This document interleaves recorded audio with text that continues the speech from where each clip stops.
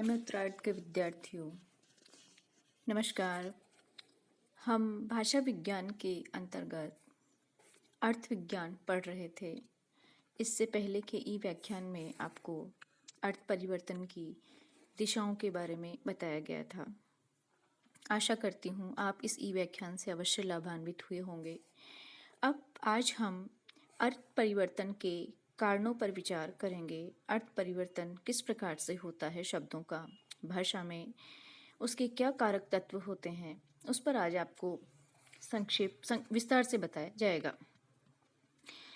विद्यार्थियों, आपको बताया जा चुका है कि अर्थ का संबंध किसी न किसी रूप से मानव मन से होता है। स्वभावतः अर्थ परिवर्तन के कारण भी मानव का मन ही होता है, मानव के मन से संबंधित होता है। वैसे अर्थ तत्व एक मनोवैज्ञानिक प्रक्रिया है। जैसा कि कहा गया है, अर्थ संबंधी प्रत्येक परिवर्तन लक्षणा और व्यंजना के अंतर्गत आता है। या हम इस बात को दूसरे ढंग से भी कह सकते हैं कि अर्थ परिवर्तन संबंधी सारी प्रक्रियाओं को लक्षणा और व्यंजना का ही नाम दिया जा सकता है। अर्थात भाग मतलब यह निकलता है कि अर्थ परिवर्तन लक्षणा और व्यंजना शब्द शक्तियों के आधार पर ही होता है। पाश्चात्य विद्वानों में टकर और मिशेल ब्रेयाल ने सर्वप्रथम अर्थ तत्व पर विचार किया था और आधुनिक युग में ऑगडेन और रिचर्ड्स की देन महत्वपूर्ण मानी जाती है। इस संदर्भ में टकर के आधार पर elements of the science of the language में अर्थ परिवर्तन के निम्नलिखित कारण बताए गए हैं। कारणों को ध्यानपूर्वक सुनिए। प्रथम है लाक्षणिक प्रयोग, दूसरा है परिवेश का परिवर्तन, परिवेश जैसे भौगोलिक है, सामाजिक, भौतिक आदि। तीसरा विनम्रता प्रदर्शन, सुश्रव्यता, व्यंग, भावात्मक बल, सामान्य के लिए विशेष का प्रयोग, अज्ञान या भ्रांति, शब्दार्थ की अंतर्निहित अनिश्चितता, व्यक्ति के अनुसार शब्दों के प्रत्यय में भेद और अन्य कई गौण कारण भी होते हैं। ये अर्थ परिवर्तन के विभिन्न कारण हैं। ये सभी कारण विभिन्न नामों से लक्षणा के ही विस्तार हैं। विद्यार्थियों, लक्षणा के भेदों से परिचित व्यक्ति के लिए इनमें कोई भी नवीनता नहीं है। तो हम सबसे पहला देखते हैं कि लाक्षणिक प्रयोग कैसे अर्थ परिवर्तन का कारण बनता है। आपको विदित है कि भाषा का प्रमुख उपयोग विचारों का संप्रेषण होता है या भावों का संप्रेषण होता है और ये मनुष्य की स्वाभाविक प्रक्रिया है।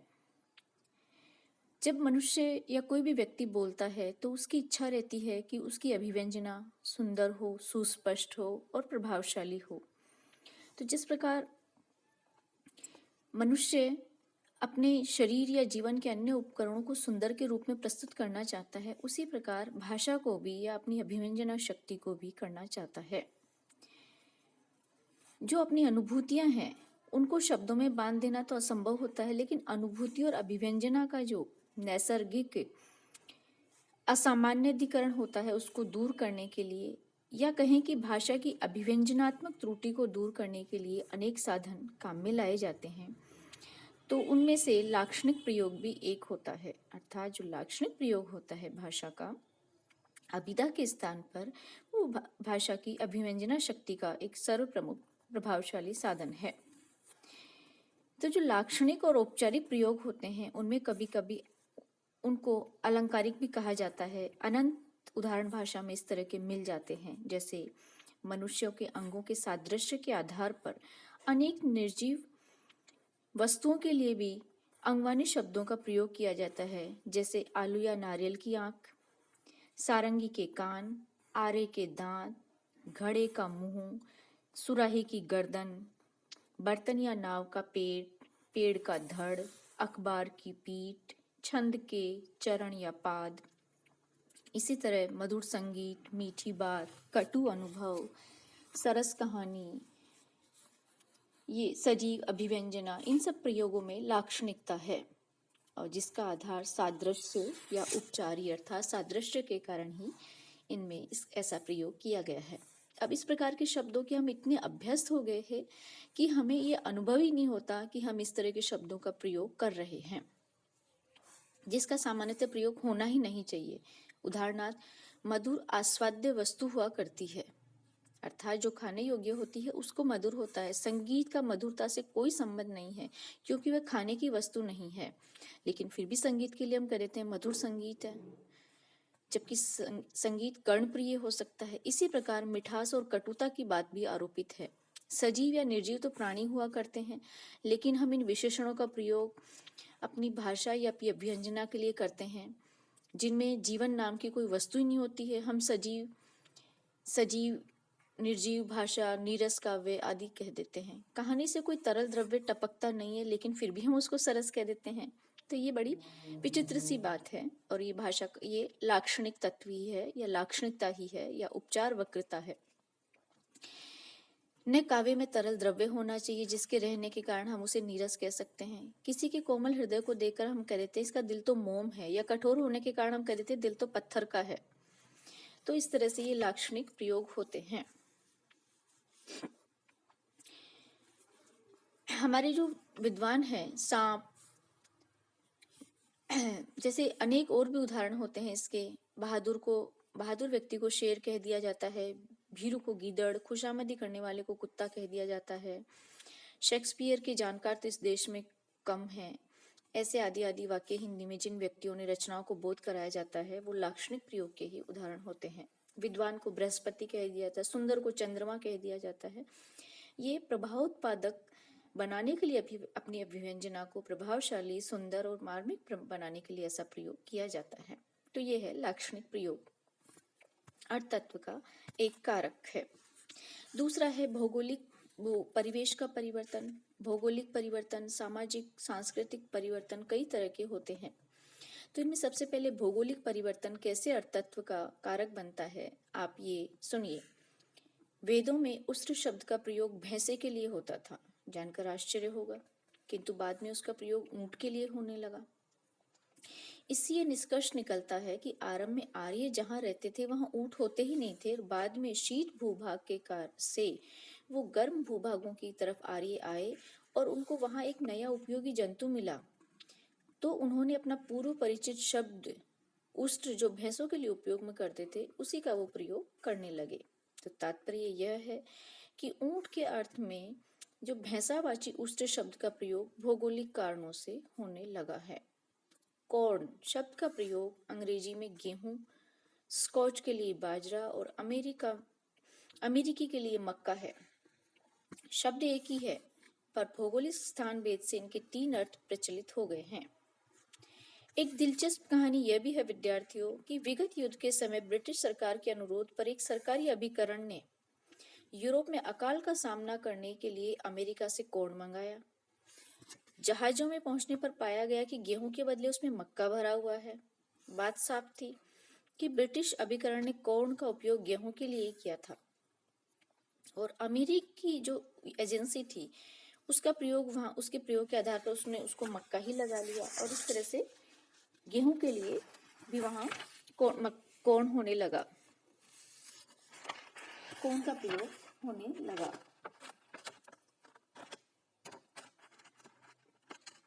तो इस तरह से इस भौगोलिक जो कारक होते हैं वो इनके अर्थ परिवर्तन के कारण बन जाते हैं, जिसमें उष्ट्र का उदाहरण तो बहुत ही विलक्षण है। उत्तर प्रदेश के पश्चिम भाग में चावल शब्द का प्रयोग चावल और भात दोनों के लिए होता है, किंतु पूरी प्रदेश में आते समय कोई चावल मांगे तो लोग उसका अभिप्राय ही नहीं समझ पाएंगे। बिहार और बंगाल में चावल और भात का भेद रखा जाता है। सिद्ध चावल को भात ही कहेंगे, चावल कभी नहीं कहेंगे। पश्चिम में डेरा शब्द का प्रयोग थोड़े समय के लिए रहने के स्थान का होता है, और उसके लिए भी होता है। पूरब में घर के लिए होता है। इसी तरह से ठाकुर शब्द उत्तर प्रदेश में क्षत्रिय का वाचक है, बिहार में नाई का, और बंगाल में रसोइये का।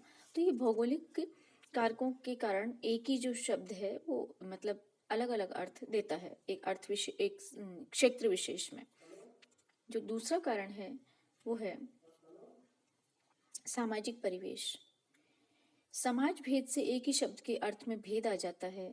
एक ही वस्तु के लिए भिन्न शब्दों का प्रयोग होने लगता है, जैसे अंग्रेजी में मदर, फादर, ब्रदर, सिस्टर आदि शब्दों का प्रयोग शब्दों का अर्थ परिवार में है, वही रोमन कैथोलिक धार्मिक संगठन में नहीं है। सिस्टर का अर्थ परिवार में बहन होता है, किंतु अस्पताल में उपचारिका या नर्स के लिए होता है।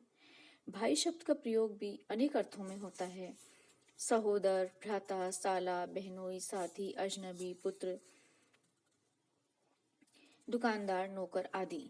भाई कहने से बड़े भाई का बोध होता है, किंतु साला कहने से बड़े बहनोई को भाई साहब कहना होता है। इस तरह से कई अर्थभेद के कारण बनते हैं।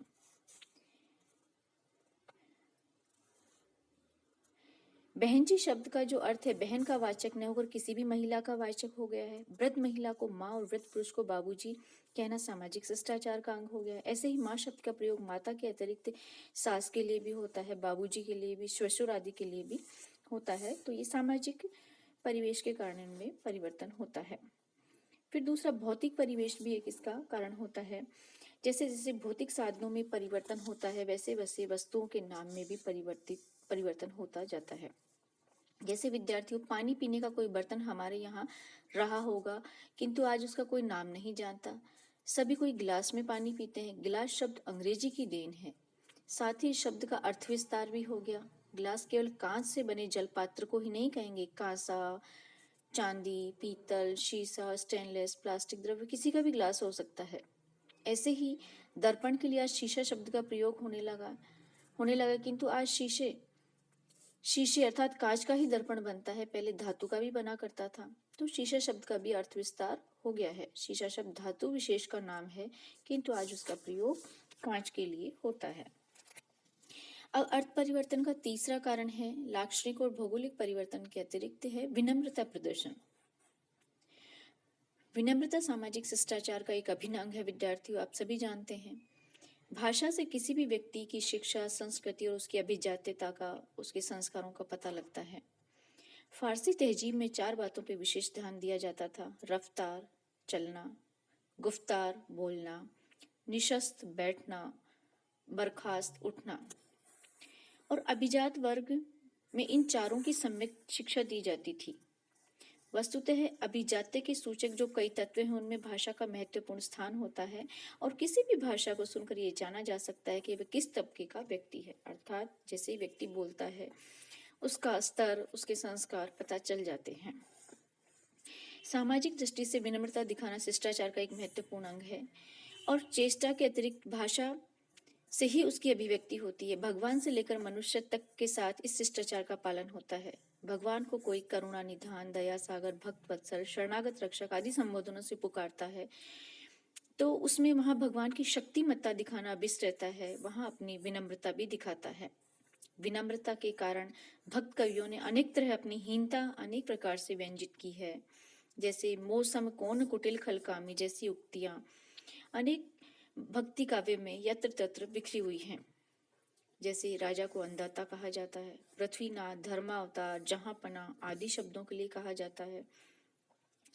चाहे वो राजा कोस दो कोस का ही स्वामी क्यों न हो, फिर भी उसको पृथ्वीनाथ ही कहा जाता है। धर्म परामुख को भी धर्मावतार बताना शिष्टाचार का अंग हो गया है। भले ही राजा परम कंजूस हो, किंतु उसको अन्नदाता भी कह देते हैं। उसने एक व्यक्ति को भी भले शरण न दी हो तो क्या हुआ, वह आलम पनाही और जहां पना होगा। तो ये सामाजिक शिष्टाचार के अर्थ होते हैं। जैसे कोई कहेगा कि हमारे यहाँ भोजन कीजिए के बदले कहते हैं मेरे यहाँ जूठन गिराइए, आदि वाक्य विनम्रता की भावना से ही प्रेरित हैं। इसी तरह उर्दू में अपने मकान को गरीब खाना और दूसरे के मकान को दौलत खाना कहने का भी एक तरीका है। किसी के अप्रत्याशित आने पर हम पूछते हैं आपने कैसे कृपा की, कैसे स्मरण किया, तो ये विनम्रता के सूचक हैं। अगला कारण है सुश्रव्यता। भाषा विचार के संप्रेषण का माध्यम मात्र नहीं है, यह मनुष्य के संस्कार, विश्वास और सुरुचि की अभिव्यक्ति का भी साधन है।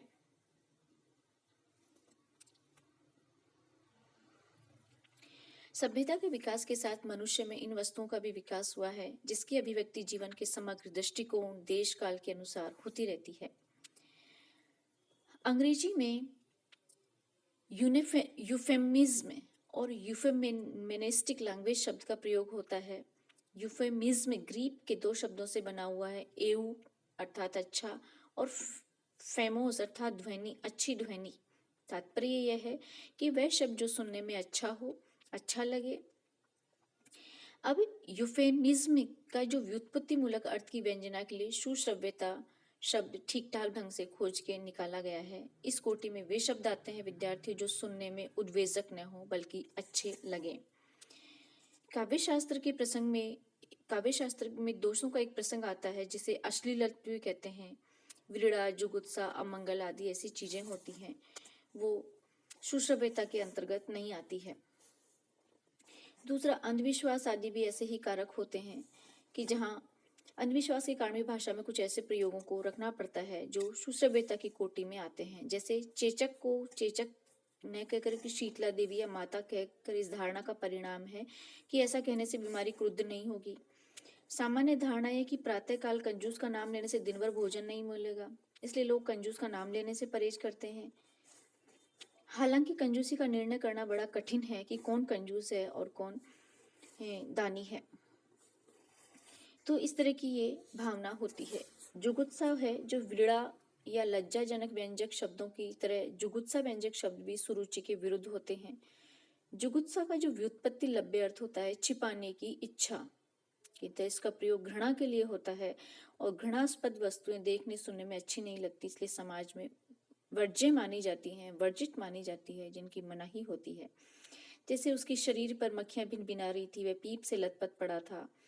तो इस तरह के वाक्य जो होते हैं वो घृणा उभारने वाले होते हैं और भाषा में इनका प्रयोग शिष्ट रुचि के प्रतिकूल माना जाता है और इनका प्रयोग वर्जित माना जाता है। अब एक जो कारक तत्व है वो है व्यंग्य। इस प्रसंग में व्यंग्य शब्द का प्रयोग अंग्रेजी में आयरनी का पर्याय है, जिसका अर्थ होता है किसी पर आक्षेप करना। ये प्रसिद्ध व्यंग्यार्थ से भिन्न वस्तु है। व्यंग्यार्थ जो व्यंजना से अर्थ निकलता है। इसके लिए हमारे यहाँ प्राचीन साहित्य में विपरीत लक्षण शब्द का प्रयोग हुआ है। चूंकि आयरनी के लिए आजकल व्यंग शब्द का ही प्रयोग हुआ है, इसीलिए यहाँ पर इस संदर्भ में यही उल्लेख किया जा रहा है। ऊधो तुम अति चतुर सुजान में गोपियों ने चतुर और सुजान शब्द का प्रयोग विपरीत अर्थ में किया है, व्यंग्य में किया है कि तुम तो महाअज्ञ और बुद्धिहीन हो जो हम जैसी अबलाओं से योग और निर्गुण की बातें करते हो। तो ये यहाँ व्यंग्य है। घनानंद की इस पंक्ति में भी सुजान शब्द को लेकर बार बार व्यंग्य है। जानो ने एक विथा पर की बलिहारी तो पे सुजान महावत। नाम तो तुम्हारा सुजान है, लेकिन तुम दूसरे की व्यथा जरा भी नहीं समझ सकते हो। तो ये व्यंग्य है। आँख का अंधा नाम नैन सुख, चले न जाने नाच न जाने आंगन टेढ़ा आदि कहावतें भी व्यंग मूलक ही हैं।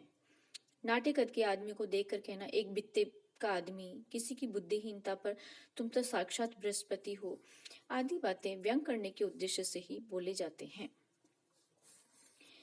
फिर है भावात्मक बल भी अर्थ परिवर्तन का कारण बनता है। जैसे देखा जाए कि बौद्धिक उपयोग के साथ भाषा का भावात्मक उपयोग भी होता है विद्यार्थियों, और भावात्मक बल के कारण अनेक शब्दों के अर्थ में परिवर्तन पाया जाता है। जैसे बंगाल में एक मिठाई का नाम है प्राणहारा, लेकिन क्या अर्थ है? प्राण लेने वाला। अब मिठाई का नाम प्राणहारा निश्चय ही उपयुक्त नहीं है, लेकिन यह नाम रखने वाले का लक्ष्य यह था कि उस मिठाई का आस्वाद्य अतिशय बताना था। उसकी बात सुनकर कलेजा मुंह को आने लगा। में भावात्मकता का ही अतिरेक है। राम राम, उसने ये कैसे कह दिया? इस वाक्य में राम राम धिक्कार का वाचक है। बंगाल में भीषण सुंदर शब्द खूब चलता है, यहाँ भीषण भीषणता का वाचक न होकर के अतिशयता का वाचक है। इसी तरह भयंकर, चतुर, प्रचंड, मूर्ख, ये सब भाव अतिरेक के कारण ही होते हैं या भावात्मक बल के कारण ही होते हैं। तो ऐसा प्रयोग भी भाषा में अर्थ परिवर्तन के कारक बन जाते हैं। एक सामान्य से विशेष के लिए भी जब कुछ प्रयोग किया जाता है, वहां भी अर्थ परिवर्तन बनता है। कभी कभी पूरे वर्ग के लिए उसी वर्ग की एक वस्तु का प्रयोग किया जाता है। अर्थ विस्तार में आपको बताया जा चुका है। जैसे सब्जी का प्रयोग केवल हरी सब्जियों के लिए, सब्ज हरी तरकारियों के लिए होना चाहिए था, लेकिन अब उसने सभी तरकारियों का बोध होता है। आलू, टमाटर, कोहड़ा, कद्दू आदि सभी वो सब्ज नहीं है, फिर भी सब्जी कहलाती है। शाही शब्द शाह काला से बना है, पर उसका प्रयोग आजकल काली रोशनाई के लिए नहीं होता, किसी भी रंग की रोशनाई के लिए शाही की, जैसे लाल शाही, हरी शाही, बैंगनी शाही आदि के लिए होता। बहुत पैसे वाले शब्द का प्रयोग भी यहाँ संपत्ति और धन के लिए हुआ है। पैसे वाले का अर्थ ये नहीं कि किसी के पास केवल तांबे के पैसे हैं। इस तरह से जैसे यहाँ पर ये किसी भी विशेष से सामान्य की अर्थवृत्ति का बोध है। जैसे बहुत मजदूर काम करते हैं, इस वाक्य में मजदूर शब्द से मजदूरों का भी बोध होता है, उसमें मजदूर और मजदूरिन दोनों ही है। छात्र, अध्यापक आदि शब्दों में छात्राओं, अध्यापिकाओं का भी अर्थ वर्तमान रहता है। जलपान कर लीजिए का अर्थ यह नहीं कि केवल पानी पी लीजिए, वस्तुतः सामान्यतः लघुभोजक वाचक है। तो ये सामान्य से विशेष की प्रवृत्ति के लिए भी अर्थ परिवर्तन का कारक होता है।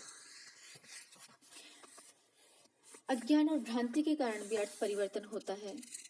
जैसे असुर शब्द पहले देववाचक था, आपको पहले भी बताया जा चुका है, और बाद में ये अनिषेधवाचक नय का अंश मान लिया गया और सुर शब्द का प्रयोग देव के लिए और असुर दानव के लिए बोध होने लगा। क्रोध के लिए रंज शब्द का प्रयोग करना अज्ञान का ही परिणाम है। निखालिस से नी की कोई आवश्यकता नहीं, फिर भी खालिस ही अर्थबोध के लिए पर्याप्त है। नेबर पड़ोसी के लिए और लेबरर मजदूर शब्द के प्रयोग भी ऐसे उदाहरण है विद्यार्थियों, इनके बारे में सुना। एक संपन्न व्यक्ति ने जो कब से परेशान सिविल सर्जन को बुलाया और पत्र में लिखा कि माई लैटिन इज नॉट क्लीन। इसमें लैटिन शब्द का प्रयोग उन्हें नहीं मालूम था, यह स्पष्ट है। तो कई बार ये अर्थ भ्रांति के कारण या मूर्खता के कारण, अज्ञानता के कारण भी ऐसे प्रयोग में हो जाते हैं। एक अध्यापक जो उर्दू नहीं जानते थे फिर भी उर्दू जानने का दम भरते थे, तो एक बार एक बुजुर्ग से बोले कि आपके जैसा जबान दराज मिलना मुश्किल है। अब इस वाक्य को सुनने वाले को थोड़ा क्षोभ आया, हालांकि अध्यापक महोदय ने उनकी अपनी समझ में तो तारीफ की, लेकिन जबान दराज का अर्थ होता है अनुचित बातें बोलने वाला।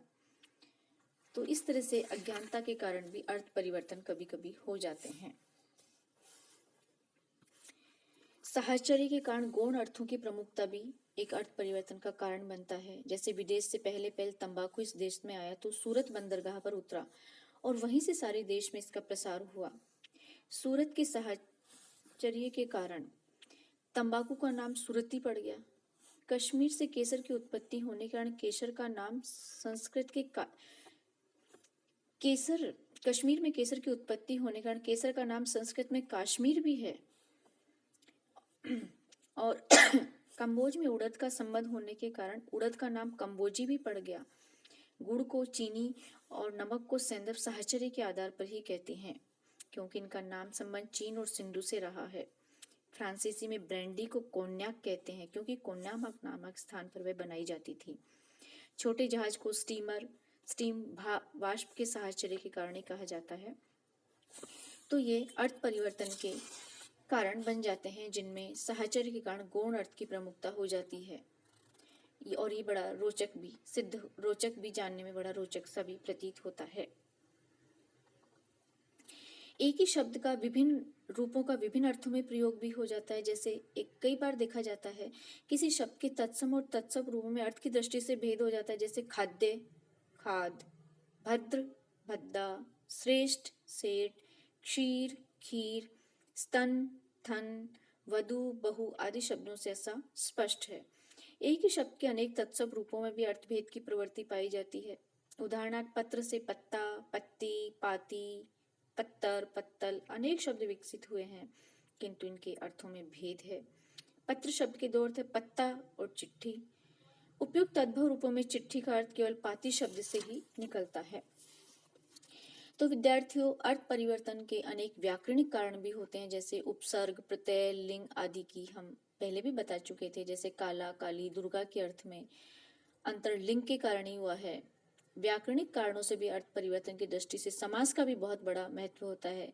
राज्य वैद्य, वैद्य राज, राजकवि, कवि राज, गृहपति, पति गृह आदि शब्दों में अर्थ का अंतर समास के कारण ही है। राज्य वैद्य का अर्थ होता है राजा का वैद्य, किंतु वैद्य राज का अर्थ होता है श्रेष्ठ, वैद्यों में श्रेष्ठ। तो उपयुक्त जो संक्षिप्त चर्चा है, इससे स्पष्ट है कि अर्थ परिवर्तन का कोई सुनिश्चित और बहुत स्पष्ट कारण नहीं होता है। अर्थ परिवर्तन के आंतरिक और बाह्य, मानसिक, भौतिक अनेक कारक सम्मिलित होते हैं, जिनकी आपके समक्ष चर्चा की गई है। धन्यवाद।